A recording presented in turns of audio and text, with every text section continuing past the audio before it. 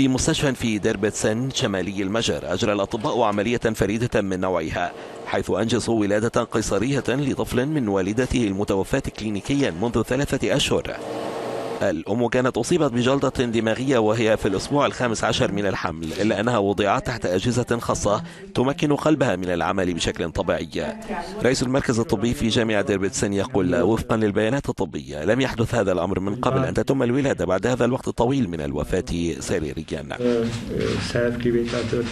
المستشفى تؤكد أن المولود بصحة جيدة وينمو بشكل طبيعي، ولم تعطي أي معلومات أخرى عن جنس الطفل أو تاريخ محدد لميلاده. رئيسة وحدة جراحة الأعصاب والعناية المركزة تقول العائلة كانت تأتي 3 مرات في الأسبوع من الريف لزيارة الجنين، كانوا يتحسسون بطن الأم ويتحدثون إلى الجنين. المستشفى أعلنت أنه تم التبرع ببعض من أعضاء الأم المتوفاة إلى 4 أشخاص بعد يومين من ولادة هذا الطفل.